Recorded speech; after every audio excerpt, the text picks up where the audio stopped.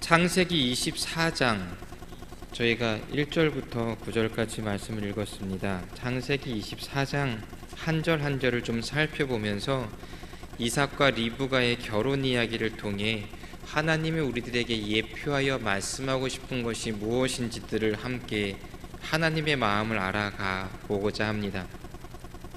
창세기 24장은 1절에서 여호와께서 아브라함에게 범사의 복을 주셨다라고 선언합니다.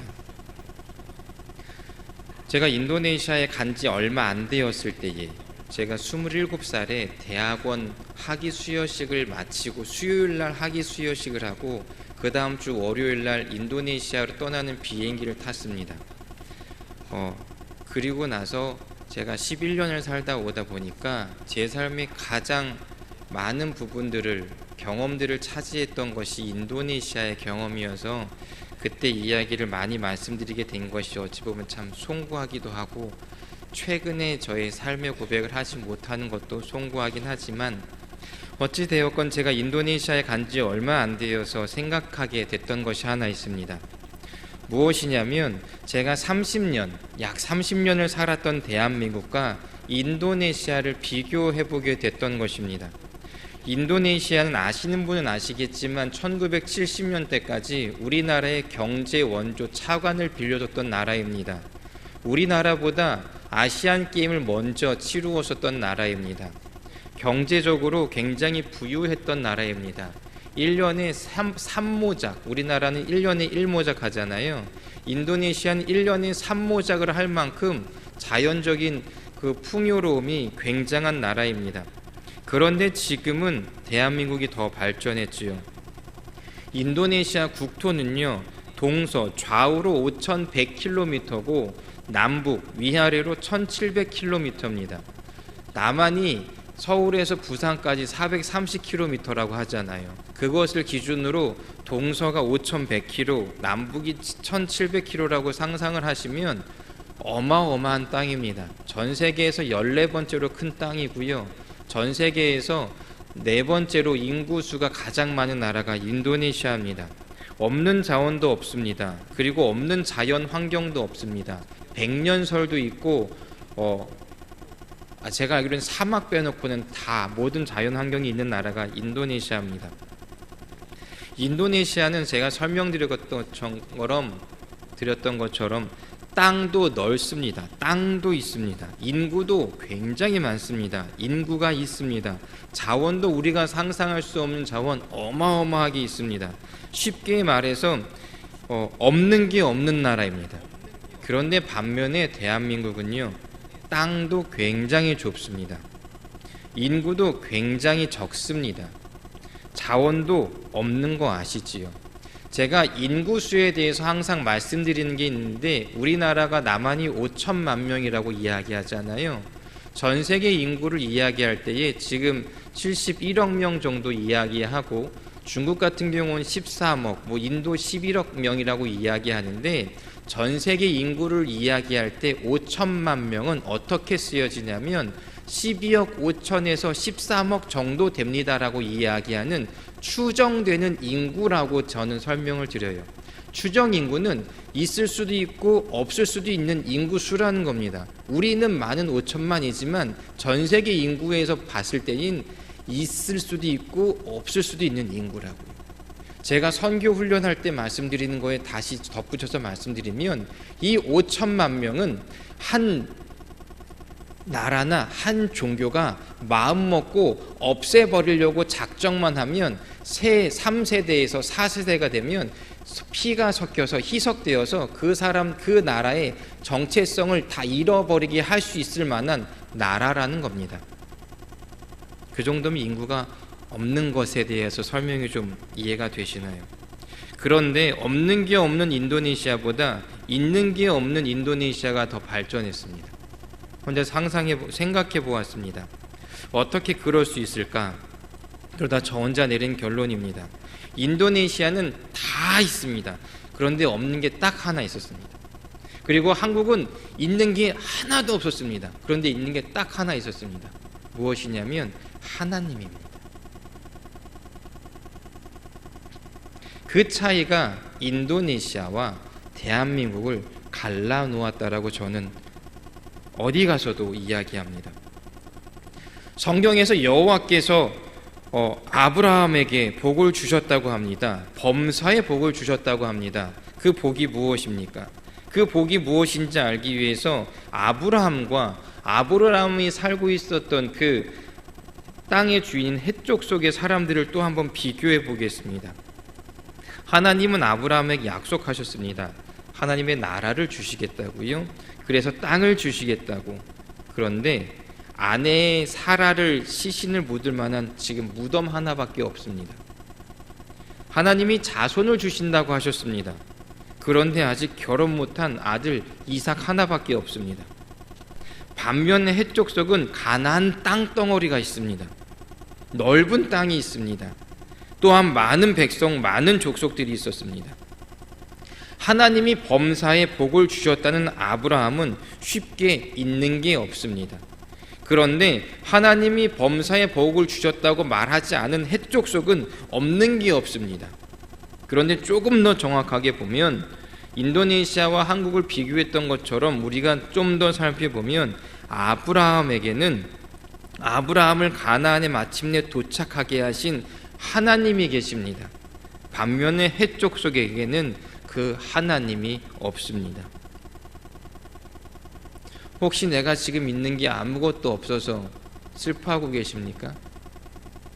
내 안에 젊음이 없어서 후회하고 계십니까? 내 안에 건강이 없어서 다른 사람들을 부러워하고 계십니까? 내 안에 큰 재산이 없어서 다른 사람들을 부러워하며 힘들어하고 계십니까? 나에게는 너무나 많은 문제만 있어서 힘들어하고 계십니까? 그런데 하나님이 범사에 여러분에게 복을 주셨을까요? 주셨죠. 무슨 복이라고요? 하나님이 동행하는 복. 이것 때문에 우리는 감사할 수 있고 사도 바울의 고백처럼 우리는 자족할 수 있습니다. 상황에 감사가 아니라 상황 가운데서도 나와 함께 하시는 하나님으로 인하여 감사할 수 있는 우리이기에 오늘도 이 자리에 모이신 줄 압니다. 이 자리에 모이신 여러분과 저에게 하나님이 더 큰 놀라운 은혜와 역사를 해주실 줄 믿습니다.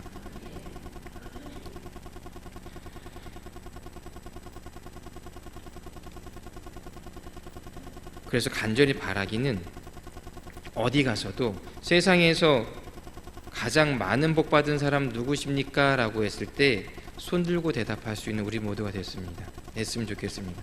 접니다. 세상에서 제일 복 받은 사람 우리 한 사람 한 사람이 되고 세상에서 가장 복 받은 교회 성지교회입니다라고 손 들고 대답할 수 있는 우리 성지교회 믿음의 공동체가 되었으면 좋겠습니다. 그리고 성경에서는 이렇게 복받은 아브라함이 나이가 많아졌다고 말합니다. 그리고 이 복받은 아브라함이 늙었다라고 말합니다. 성경을 보면 아브라함만 늙은 것이 아니지요. 아브라함의 모든 소유를 맡은 종도 나이가 많아서 늙었다라고 성경은 이야기합니다.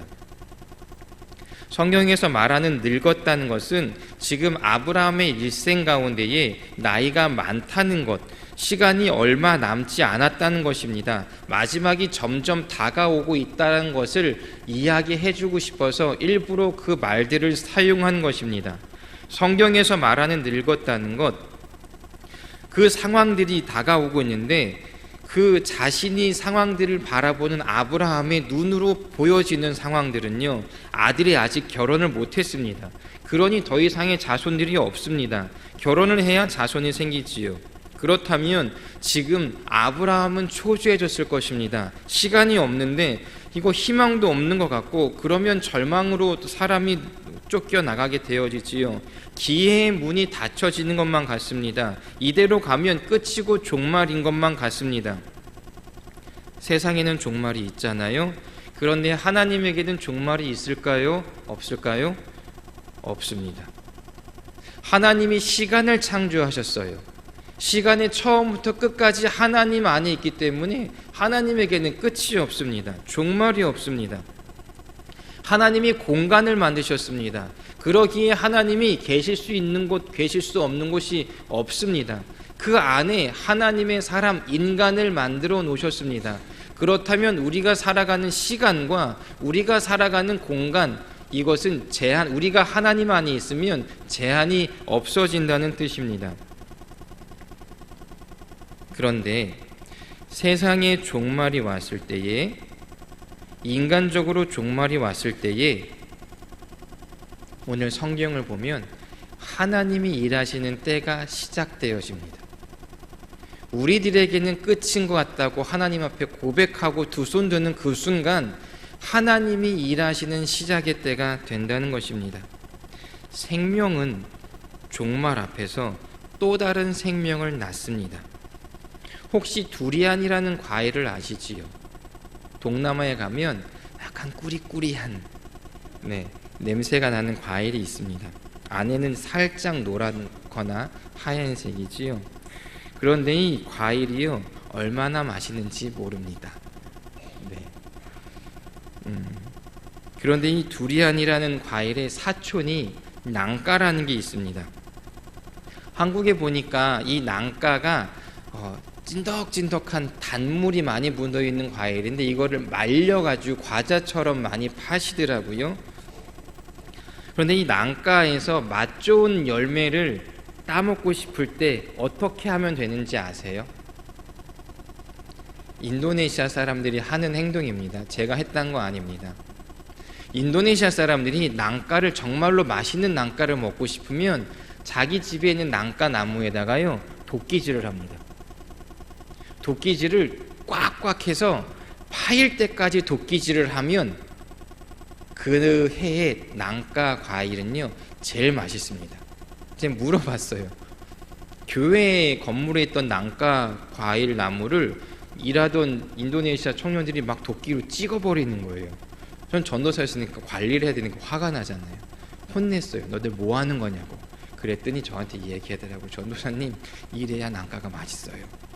왜냐하면 낭가가 도끼가 자기를 찍어서 상처가 나기 시작하면 인식한대요. 나무도 나 죽겠구나. 그러면 나무들은 죽기 전에 무엇을 하나 하냐면 번식을 해야 한대요. 그래서 자신의 온 에너지를 모아서 그 다음 생명을 낳을 가장 아름답고 맛있는 과실을 맺어낸다고 합니다. 그때 알았습니다. 생명은 종말 앞에서 생명을 낳는다고요. 사람도 마찬가지인 것 같습니다.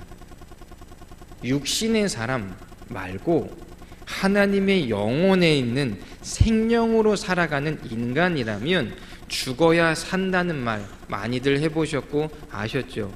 특별히 배우자들, 자녀들에게 이 말씀 많이 하시잖아요. 네가 죽어야 돼. 저도 많이 들었었거든요. 정태야, 네가 죽어야 살아. 똑같은 대답 하시죠? 내가 죽는데 뭘 사냐고. 남들에겐 참 자주 하고 특별히 배우자에겐 자주 하지만 정작 우리 스스로 하지 않는 것, 자신을 죽이는 것입니다. 내가 죽어야 나 스스로 하나님 앞에서 나의 의지와 나의 자아가 종말을 선언해야 하나님의 때가 시작되는데 그것을 못하고 우리가 살아가고 있습니다. 우리 안에 죽어야 할 것이 참 많습니다. 우리 안에 버려야 할 것들이 참 많습니다. 돈에 대한 욕심도 버려야 합니다. 명예, 정욕, 자존심, 자식에 대한 욕심도 버려야만 합니다. 아들에 대한 기대도 버리셔야 하고 며느리에 대한 기대도 버리셔야 하고 남편에 대한 기대도 버리셔야 하고 아내에 대한 기대도 버리셔야 합니다. 특히 나의 고집도 죽여야 하고 속된 말로 어떤 목사님이 사용하시는 전문 용어로 나의 승질머리도 죽여야 합니다. 우리는 가끔 이런 말을 합니다. 하나님이 왜 내 삶 가운데 일하지 않으실까? 내가 안 죽어서 그렇지요. 나 스스로 나의 종말을 선언하지 않아서 그렇습니다. 바라기는 오늘 이 시간 주님의 십자가 앞에 나를 다 버리시기를 결단하기를 주의 이름으로 축복합니다. 오늘 이 시간 욕심으로 가득 차서 욕심이 난지 내가 욕심인지 내가 승질머리인지 승질머리가 나인지 구별할 수 없을 만큼 찐덕찐덕하게 하나가 되어버린 나 자신을 십자가에 못 박아 죽이시기를 주의 이름으로 축복합니다. 그때 하나님의 일들이 이루어지는 것을 경험하시기를 주의 이름으로 축복합니다. 엘리야와 사르밧 과부의 이야기를 아실 겁니다. 이 사르밧 여인은 자기가 의지했었던 마지막 밀가루 한 움큼과 이것으로 빵을 만들 한 줌에 한 방울에 몇 방울 되지 않는 기름을 가지고 있었습니다. 그런데 하나님의 엘리야를 보내셔서 사르밧 과부와 그의 아들이 가뭄이 끝날 때까지 풍족하게 살아가는 것을 경험시키시기 위하여 그 빈통들이 가뭄이 끝날 때까지 비워지지 않고 항상 차고 넘치도록 하시기 위하여 명령하신 게 있습니다. 무엇이냐면 네가 의지해서 이거 먹고 죽겠다라고 결심한 그 밀가루 한 움큼과 그것을 빵으로 만들겠다고 하는 그 마지막 기름들을 섞어서 빵을 만들어 네가 먹고 죽지 말고 나에게 엘리야에게 갖고 오라고. 그때에 이 사르밧 여인의 인생은 변했습니다. 밀가루통이 비워지지가 않았습니다. 항상 차고 넘쳤습니다. 이 기름통이 마르지 않았습니다. 항상 차고 넘쳤습니다.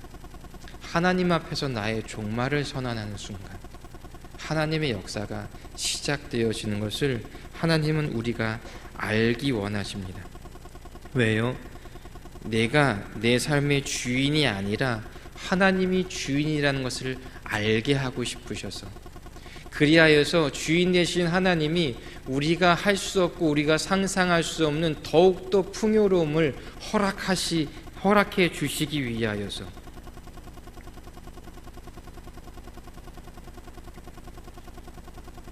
하나님이 동행하시는 게 복이니까, 하나님이 내 안에 계시는 게 복이니까 그것을 알게 해 주시려고 말입니다. 그렇다면 내가 아무리 많은 것을 갖고 있을지라도 내가 지금 주님과 동행하지 못하고 내 안에 하나님이 계시지도 못하면 나는 복받은 사람입니까? 아닙니다. 세상에서 가장 불행한 사람입니다. 그렇다면 이 세상에 불행한 사람이 몇 명쯤 될까요?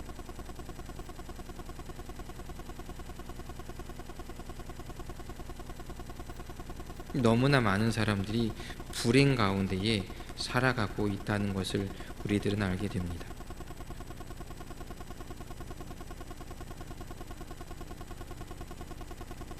하나님이 아브라함의 삶 가운데에서 또 이삭의 삶 가운데에서 또 오늘 이야기를 통해서 우리의 삶 가운데에서 해주고 싶어 하신 이야기가 이렇게 한 절 한 절 시작되고 있습니다. 아브라함과 아브라함의 모든 소유를 관리하는 종이 약속을 하지요. 그 당시 그 지역의 방식대로 종에게 그의 손을 아브라함이 자신의 허벅지 밑으로 넣으라고 합니다. 이 행동은 생명 걸고 지키겠다는 약속입니다. 내가 이 약속을 지키지 못하면 당신 앞에서 나의 생명이 끝날 때까지 지키고 더 나아가서 내가 못 지키면 내 다음 세대가 지킬 것이고 내 다음 세대가 못 지키면 그 다음 세대라도 지키게 하겠습니다. 정말로 굳은 언약을 맺는 행위가 허벅지 밑에 손을 넣고 하는 약속입니다. 지금 아브라함의 종은 내가 이것을 어떻게 해서든 지키고 내 생명과 내 가족과 내 자손들을 통해서라도 이것을 이루어내겠습니다라고 약속하고 있다는 것입니다. 그 약속의 내용이 무엇입니까? 아브라함이 이야기하죠. 너는 나의 아들 이삭을 위하여 배우자를 찾아내는데 이 땅 가나안 땅에 있는 딸들이 아닌 나의 고향, 나의 족속으로 가서 이삭의 아내가 될 여인을 데려오라고 이야기하는 것입니다. 이때 종이 묻습니다. 그 여자가 안 따라오면 어떻게 할까요? 이삭을 데리고 가서라도 그 여인을 데리고 와야 할까요? 이때 아브라함이 말합니다. 안 된다. 내 아들은 데리고 가지 마라. 그 땅과 그 족속으로부터 나를 떠나보내게 하신 여호와의 이름으로 내가 말하노니 하나님이 떠나보내신 땅으로 나를 그리고 나의 아들을 다시 데리고 가지 말라라고 말합니다. 반드시 이삭의 아내가 될 여인이 이 땅으로 데리고 와야 한다는 것입니다. 아브라함은 이제 안 것 같습니다. 자신이 서 있는 땅, 자신과 자신의 자손들이 통하여서 세워질 하나님의 나라가 새로 세워져야 할 땅이 어떤 땅인지, 그리고 그 땅이 얼마나 소중한 것인지 알게 되어지는 것입니다. 하나님이 약속하신 그 땅, 주시겠다고 하셨던 그 약속의 땅으로부터 하나님의 약속의 이전으로 돌아가지 말라고 아브라함이 그의 종에게 이야기하는 것입니다. 사랑하는 성도 여러분, 혹시 하나님이 우리와 만나 주시고 우리를 구원해 주시겠다고 하셨던 약속 이전의 삶의 모습으로 돌아가 있는 것은 없습니까? 우리가 주님 앞에 구원의 감격 가운데 많이들 약속하셨을 것입니다. 이 은혜, 이 사랑 내가 평생 잊지 않고 주님 앞에 이렇게 살아가면서 살아가겠습니다 라고 약속하셨던 것들 혹시 잊어버린 것 없으십니까? 내가 주님을 평생 찬양하면서 살겠습니다. 하나님 내가 정말로 평생 주의 전도를 위하여 살아가겠습니다. 주님 내가 평생 기도하며 살아가겠습니다. 내가 평생 주님의 교회를 섬기며 살아가겠습니다. 내가 주님을 그 무엇보다 우선으로 생각하며 살아가겠습니다 라고 하셨던 약속들을 그 약속 이전의 삶으로 돌아가고 있는 모습은 없으십니까? 아브라함처럼 우리가 기억해야 합니다. 우리가 서야 할 땅이 따로 있습니다. 우리가 돌아가지 않고 지켜야 할 우리의 삶의 자리가 분명히 있습니다. 그 자리를 혹시 잊어버리신 분 계시다면 이 시간에 다시 하나님께서 기억하게 하여 주신 그 땅에 온전히 서시기를 주님의 이름으로 축복합니다. 아브라함이 종에게 이야기합니다. 대신에 걱정하지 말라고 하나님이 너에게 너보다 앞서서 그 사자를 보내실 것이라고요. 이것은 앞으로 일어날 모든 일들은 하나님이 하실 거라는 겁니다. 하나님이 이 이삭의 아내를 만나고 데리고 오는 모든 과정에 주권자가 누구라고요? 하나님이라고요. 아브라함도 아니라고요. 나이 많아 늙어졌다라고 성경에서 종말을 선언한 아브라함도 아니라고요. 그가 아무리 많은 은금 패물과 의복과 선물을 낙타 그 등에다 올려놨을지라도 이것을 통해서 이루어지는 것이 아니라고요. 그 정권을 위임받은 아브라함의 종이 하는 것도 아니라고요. 하나님이 하시는 것이라고요. 하나님이 먼저 앞서 가셔서 만날 길들을 예비하실 것이고 만날 사람을 만나게 하실 것이고 만나서 데리고 와야 될 그 여인의 마음과 생각과 뜻과 의지와 감정을 하나님이 주권적으로 역사하셔서 너희가 부인하지 못할 일들을 경험하게 될 것이라고요.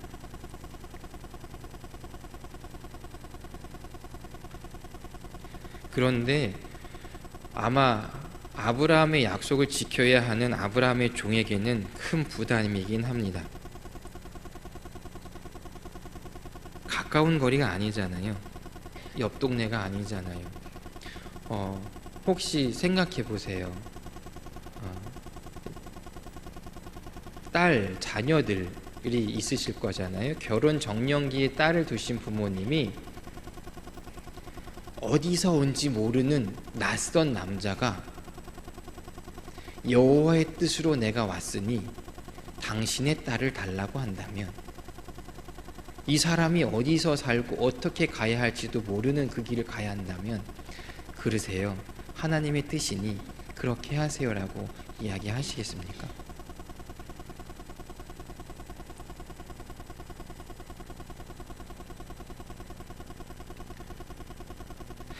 그럼에도 불구하고 아브라함은 단호하게 이야기합니다. 그 여인이 안 오겠다고 하면 그 여인은 약속의 사람이 아니니까 걱정하지 말라고요. 그 종은 그렇게 하겠노라고 길을 떠납니다. 약속의 길을 떠납니다. 아브라함이 살던 헤브론에서 그의 고향 갈대 우르까지 짧게는 600km, 길게는 800km 정도라고 학자들이 이야기합니다. 그리고 지금 아브라함의 종이 낙타를 타고 가잖아요. 낙타의 보통 평균 걸음거리 속도가 시간당 7km라고 합니다. 그리고 아브라함이 선물로 갖다줄 은금 패물과 옷가지를 잔뜩 실어 놓았을 것이기에 속도는 조금 더 늦어질 것입니다.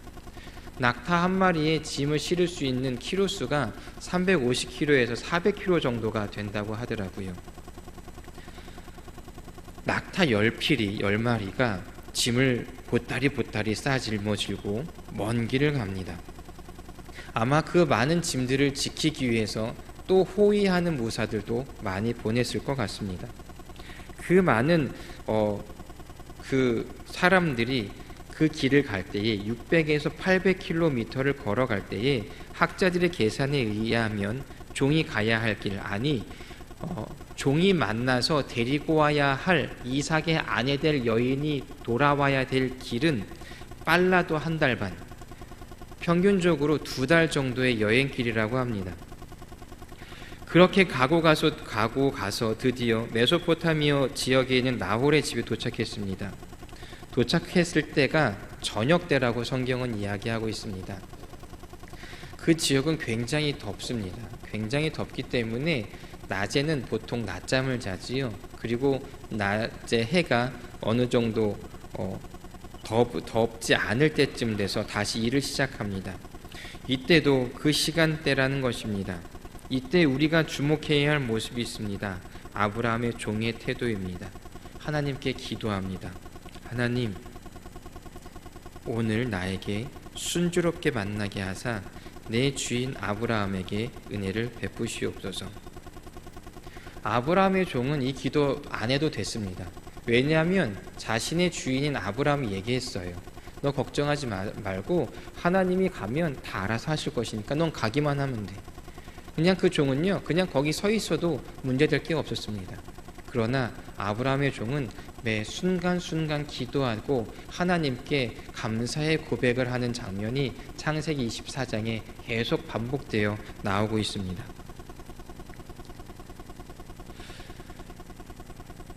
보통 저 혼자 인간적으로 생각했을 때에 그 땅의 저녁 때쯤, 이제 사람들이 움직이기 시작할 때쯤, 아마 우물가에 물동이를 여자들이 와서 하는 것들을 알았었던 아브라함의 종은 어떤 여자가 올까, 어떻게 생겼을까 생각하고 고민했을 것 같은데, 아브라함의 종은 지금 기도하고 있다는 것입니다. 일상에서 이루어지는 것에 대하여 일상적으로 반응하지 않고 일상 가운데에서 하나님께 무릎을 꿇었었던 아브라함의 종의 모습을 우리들은 보게 합니다. 왜 하나님은 아브라함의 종을 기도하게 하셨을까요? 이유는 한 가지입니다.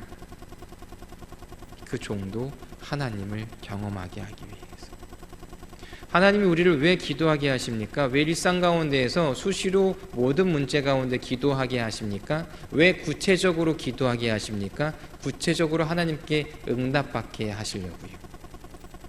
뒤에 나가시다 보시면 저 흰색 기둥 맞은편에 이제 문안에 들어오실 때 다 보실 텐데 중보기도 함이 달려 있습니다. 그리고 저쪽 필경대 보면 중보기도 신청카드가 있습니다. 여러분의 일상 가운데에서 일상적으로 하나님이 일하신 건 맞습니다. 그럼에도 불구하고 우리가 하나님 앞에 가장 구체적인 기도 제목으로 기도하여야 하는 이유, 하나님이 얼마나 구체적으로 신실하게 우리 가운데 역사하시는지를 경험하는 축복을 누리기 위하여 우리들은 구체적인 기도 제목을 하나님 앞에 올려드리며 기도해야 합니다. 기도 제목 없으신 분 없으시잖아요. 제가 성지교회에 와서 놀랐던 것 중에 하나, 중보기도 제목을 아무도 안 내세요. 한 달이 지나고 2달이 지나고 4달이 지나도 기도 제목의 변화가 없습니다. 하나님이 너무나 큰 은혜를 주셔서 그럴까요? 아니면 하나님의 큰 은혜를 받을 마음의 준비가 덜 되셔서 그랬을까요? 주님의 이름으로 권면합니다. 저 뒤에 있는 기도 제목들이 있습니다. 일반 기도 제목은 3개월 동안 기도해드리고요. 긴급한 기도들은 1개월 동안 기도해드립니다. 하나님이 구체적으로 일하심을, 신실하심을 경험하기 원하시는 분들은 저 기도 제목을 쓰시고 중보기도 함에 넣으시고 함께 기도했을 때 하나님이 얼마나 신실하고 세밀하게 우리의 기도에 응답하시는지를 경험하시는 복된 주님의 백성들 되시기를 주의 이름으로 축복합니다. 성경을 보면 이 종이 기도가 끝나기도 전에 하나님이 준비시키셨던 여인들이 오기 시작합니다. 그때의 성경은 나홀의 아내 밀가의 아들 부두엘의 소생 리브가가 어깨에 물동이를 메고 왔습니다. 그 물동이에 물을 담아 가려고 할 때에 종이 달려가서 이 리브가에게 요청합니다. 자신이 기도했던 것처럼 내가 목말라 물 달라고 할 때에 나에게 물을 주는 것뿐만이 아니라 내가 데리고 온 낙타들에게까지 물을 배불리 채워주는 그 여인이 하나님이 준비시켜 주신 여인이라고 제가 알겠습니다라고 기도했었던 그 기도에 신실하게 반응하기 위해서 그 여인에게 가서 물을 좀 달라고 합니다. 약 2달 반 동안 지금 아스팔트가 깔린 길이 아니라 돌짝밭 먼지 깔린 그 길들을 낙타를 타고 온 나이 많아 늙은 할아버지의 모습은 화려하고 깔끔하고 그랬을까요? 아닐 것 같습니다. 먼지도 많이 묻어 있을 거고 옷도 좀 해지지 않았을까 싶습니다. 그런 할아버지가 물을 구하자 이 여인은 종의 기도대로 그 할아버지에게도 물을 드리고 낙타들에게까지도 물을 배불리 먹여주겠다고 합니다. 그런데 제가 성경을 이렇게 읽으면서 공부를 해보니까 낙타 한 마리가 한 번에 마실 수 있는 최대의 물량이 어느 정도냐면 70리터에서 100리터래요. 10마리가 있으면 700리터에서 1000리터를 채워주겠다는 겁니다. 지금 저기 생수통이 20리터예요. 그러면 700리터면 저 뒤에 있는 생수통 35개 아니면 1000리터면 저 물통 50개죠. 맞죠? 500개인가? 500개인가요? 이거를요 우물물을 길어가지고 물통 항아리에 담아서 그거를 주겠다는 거예요. 1000리터를 우물에서 기를 정도면 남자도 보통 건장한 남자 아니면 못합니다. 그런데 이 여인이 10필까지도 제가 물을 먹이겠대요. 그러면 이 리브가의 아리따다곤 하지만 체구는 굉장히 건장했을 것 같습니다. 그래서 알았습니다. 이 종이 왜 기도할 때 물을 낙타에게까지 주는 여인을 만나게 해달라고 했는지. 불가능한 일입니다. 보통 여인으로서는 할 수 없는 일을 이 리브가가 했더라고요. 이 종은 자신이 만난 여인이 아브라함과 약속한 것처럼 아브라함의 동생의 집 사람이라는 것을 알게 됐고 하나님 앞에 신실함에 감사했고 그 집에 거처할 수 있게 되어서 또 한 번 하나님이 하나하나 인도하심을 경험하게 됩니다. 아브라함의 종은 리브가의 아버지 부두엘과 오라비 라반에게 아브라함의 가정 이야기, 아브라함과 자신이 한 약속, 그리고 지금까지 왔었던 이야기와 리브가를 만나게 되는 과정, 그래서 이 집까지 오게 된 모든 이야기를 아주 상세하게 설명합니다. 이 이야기를 들은 아버지 오라비는 리브가를 데리고 가라고 허락합니다. 그런데 요즘 여성 인권을 강조하는 시대이다 보니 어떤 분들은 이 이야기를 듣고 화를 내지 않을까 싶습니다. 본인이 앞에 있는데 그 사람의 의사는 물어보지도 않고 엄마, 아버지와 오라비가 허락해서 결혼시키면 되느냐고. 그런데 이것은 우리가 성경의 이야기, 배경을 잘 몰라서 그렇습니다. 이 당시의 풍습에 의하면 남편 집에서 청혼을 하러 와서 청혼의 이야기를 하면 배우자가 될 여성에게도 결정할 수 있는 결정권 순간을 하나 줍니다. 무엇이냐면 청혼을 받아들었을 때에 그 여인의 얼굴이 부끄러워서 붉어지면 이 여인이 속으로 응답한 것으로 서로 생각을 하고 있었기 때문에 그 자리 앞에 있었던 리브가의 모습에 있었으니까 데리고 가라고 이야기한 거 보면 지금 리브가도 아브라함의 종의 청혼 이야기를 듣고 얼굴이 약간 붉어졌을 것을 우리들은 알 수가 있습니다. 그런데 이 여인이 그 이야기를 다 들었잖아요. 리브가가 다 들었잖아요. 2달 길, 낙타를 타고 2달 길을 가야 하는 거리, 나의 아버지와 오라버니, 나의 일가 친척은 이제 평생 만나지 못할 수도 있는 그 인생을 결정해야 하고, 내가 어떻게 생겼는지도 모르는 그 사람과 만나서 결혼하고 어떻게 살아야 할지도 모르는 그곳으로 가야 하는 막막함과 막연함 가운데에서도 그는 자신의 미지의 인생길에 대해서 확신으로 반응하면서 따라가기를 결정합니다.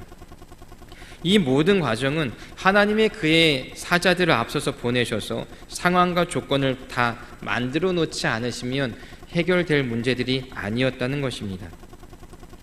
그런데 이삭과 리브가의 결혼 이야기는 여기서 끝난 게 아니죠. 이제부터 더 중요하고 소중한 이야기가 시작됩니다. 지금까지 이야기는 혹시 까먹으셨을지라도 이 내용 마지막 이야기만은 꼭 기억하셨으면 좋겠습니다. 연애에서 가장 연애 이야기 가장 그 하이라이트는 2 사람이 만나서 결혼되어지는 그 마지막 과정이잖아요. 아브라함의 종이 자신의 신부감을 데리러 떠난 이야기를 전에 들었었을 텐데 이 이삭의 이야기입니다. 나의 아버지가 나와 결혼할 배우자를 만나러 종을 보냈던 이야기를 들은 이 이삭은 어땠을까요? 아브라함의 종이 신부감을 데리고 오는 길목에 서 있었다라고 성경은 이야기합니다. 자신이 살던 부엘라 헤로이에서 떠나서 여호와 아브라함의 종이 리브가를 데리고 오는 그 길목에 서 있다가 그와 만나서 사라의 침소로 집으로 들어가서 어머니 사라의 장례를 치르고 그리고 자신의 평안을 누렸다고 성경은 이야기하면, 최소한 여행길이 빨라도 왕복만 해도 3달, 평균적으로 4달, 그 가는 길 가운데 어떤 일이 벌어질지도 모르고 거기서 어떤 상황들이 벌어져서 언제 올지도 모르는 자기의 배우자가 될 사람을 기다리기 위해서 이삭은 그 오는 길목에 서 있었다는 것입니다. 이 장면을 묵상하면서 오매불망이라는 단어가 떠올랐습니다. 자나 깨나 잊지 못하는 뜻이로 오매불망. 이 모습이 신부를 기다리는 신랑 이삭의 모습입니다. 그런데 우리가 성경 이야기 몰라서 제가 구구절절 이야기해드리는 것은 아닙니다. 성경의 모든 이야기는 결국 하나의 이야기로 모이지 않습니까? 우리를 향한 하나님의 사랑의 이야기. 이삭과 리브가가 결혼한 이야기는 하나님의 아들인 예수 그리스도, 신랑 되신 예수 그리스도와 그의 신부된 그리스도의 신부된 우리, 하나님의 약속의 땅에 있지 못했었던 우리를 하나님의 약속의 계보에 부르시기 위하여, 우리가 서 있어야 할 하나님의 땅에 인도하시기 위하여, 하나님의 나라에 불러주시기 위하여 그의 종들을 보내시는 하나님의 그 맹세 이야기, 복음의 불모지에 살던 우리에게까지 그렇게 귀하고 값진 선물들을, 복음이라는 선물들을, 그 값진 것을 보따리 쌓아 짊어지게 하셔서 우리들을 들려보내셔서 우리들을 만나게 하셨던 그 하나님 앞에 종된 그 삶 또한 하나님 앞에 종말을 선언하게 하시고, 하나님의 약속, 아브람 주인된 하나님의 그 약속을 붙잡고 자신의 생명이 다할 때까지, 자신이 생명이 다하면 그들의 자손에 이르기까지, 그 자손의 생명이 다하면 그 자손의 생명이 다할 때까지 그 뜻을 이루어 드리겠다고 주님이 우리들에게 허락하시는 선물, 복음을 들고 온 인류의 역사 가운데에서 흘러나오게 하셨던 그 종을 통하여서 우리들 만나고 싶었던 하나님의 그 열정의 사랑의 이야기가 이 이삭과 리브가의 만남의 이야기라는 것입니다. 그 가는 길이 얼마나 긴지도 모르고 그 과정에 어떤 일이 벌어질지도 모르고 그 길을 떠나가는 여호와의 종들의, 복음을 들고 떠난 자들의 헌신과 희생의 이야기, 그들이 우리를 만나기 위해서 하나님 앞에서 생명을 걸고 약속을 맺었고 그리스도의 신부될 우리를 찾아서 떠났던 그 수많은 종들의, 그들의 눈물의 기도들이, 그리고 그 기도에 신실하게 응답하셔서 만날 수 없었던 우리를, 행할 수 없었고 응답할 수 없었던 우리를 응답하게 하셔서 주님의 아들 예수 그리스도의 신부가 되게 하신 하나님의 신실한 이야기. 성경은 우리가 그리스도의 신부로 응답한 것은 우리의 의지가 아니라는 것을 이야기해 주고 싶은 것입니다. 하나님의 복음을 들고 떠난 종들이 하나님 앞에 기도하며 만나게 해달라고 했었던 그 만남의 축복에 반응할 수 있었던 우리의 반응조차 한 여인이 1000리터의 물을 우물로 해서 길을 올릴 수 있을 만한 말도 안 되는 일을 반응을 했었던 그 모습들이 바로의 우리의 모습이라는 것입니다. 보통 사람들은 응답할 수 없었고 상상할 수 없었고 행할 수 없었던 일들을 하나님이 우리의 마음과 생각과 뜻과 의지와 감정을 이미 주장하셨기 때문에 우리가 그것을 반응할 수 있었다라고, 온전히 우리의 의지와 우리의 힘이 아니라 하나님이 하셨던 일로 우리가 할 수 있었다라고 성경은 이야기하고 계시는 것입니다. 그리고 그리스도의 신부로 주님께 나아갈 우리를 오매불망 자나깨나 잊지 않고 그렇게 간절히 기다리셨던 예수님, 우리의 신랑 되신 예수님, 많이 부족하고 많이 죄된 우리를 아내 삼아 주시겠다고, 그리고 이삭이 리브가를 사랑해 주었던 것처럼 우리를 사랑해 주시겠다고 작정하시고 맹세하신 예수 그리스도의 사랑의 이야기가 오늘 이삭과 리브가의 결혼 이야기에 담겨져 있는 것입니다. 결국 이삭과 리브가의 결혼 이야기는 성삼위일체 하나님의 합하여 선을 이루어 가시고 구원에 이르게 하시는 하나님의 이야기가 담겨져 있다는 것입니다. 오늘 이 자리에 예배하고 계신 모든 성도님들, 우리 모두가 하나님의 이러한 놀랍고 말할 수 없는 그 놀라운 사랑들을 경험하고 지금 받고 계시다는 것입니다. 비록 우리가 연세가 많으신 분들이 계실지라도, 비록 우리가 육신이 연약할지라도, 비록 우리가 경제적인 문제로 신음하고 있을지라도, 비록 우리가 여러 가지 삶의 무게로 너무나 버거워할지라도, 저와 여러분이 받고 있는 이 사랑은 쉽게 이루어진 사랑이 아니라고요. 오늘 성경은 또 한 번 하나님께서 온 인류의 역사 속에서 저와 여러분에게 해주고 싶으신 단 한마디의 고백이고 영원한 맹세인 것입니다. 내가 너를 이토록 사랑한다. 내가 이 사랑을 영원히 변치 않을 것이다. 그런데 이 사랑을 삶이 힘들어서 포기하시겠습니까?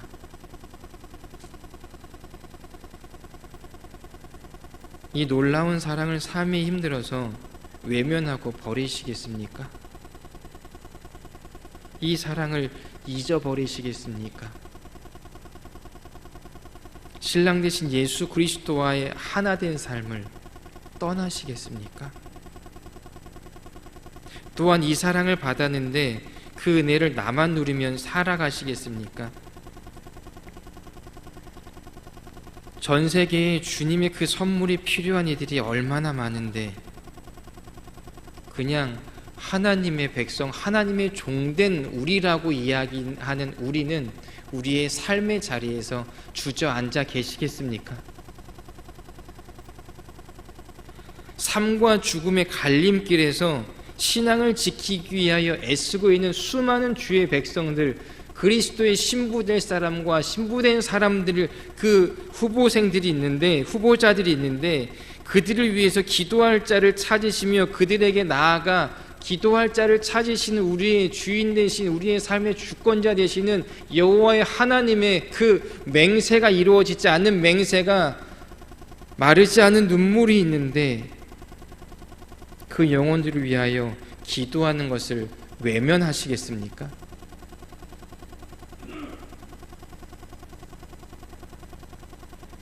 하나님은 우리들 뿐만이 아니라 그들에게도 맹세하셨습니다. 우리를 기다리셨던 우리의 신랑 되신 예수 그리스도는 그들도 오매불망 자신의 신부가 되어지기를 기다리고 계십니다. 자신의 또 다른 신부가 될 또 다른 영혼들을 기다리시는 그 예수님이 오매불망 간절한 그 눈빛으로 그 길을 떠나 다녀오기 원하는 우리들을 바라보고 계시는데 그 예수님의 그 눈빛을 외면하시겠습니까? 우리가 그 눈빛을 외면한다면 십자가를 지시기 위하여 마지막 밤 심판장에 계셨던 예수 그리스도와 눈이 마주쳤던 베드로가 예수님을 외면했던 것처럼 똑같은 우리의 삶은 아니겠습니까?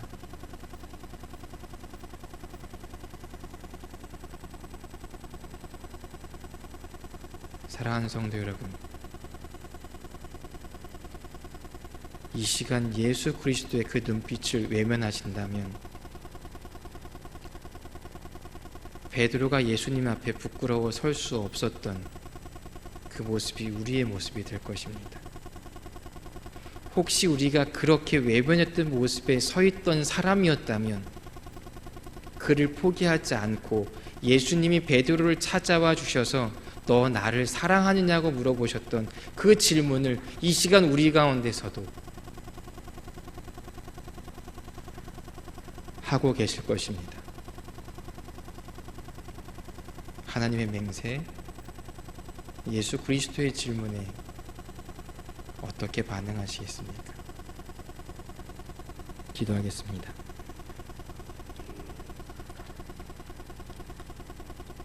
하나님이 우리들에게 베풀어 주신 그 사랑, 우리를 찾아봐 주시고 우리가 반응하는 모든 과정까지도 주권적으로 역사하신 하나님, 우리와 함께 하시고자 우리와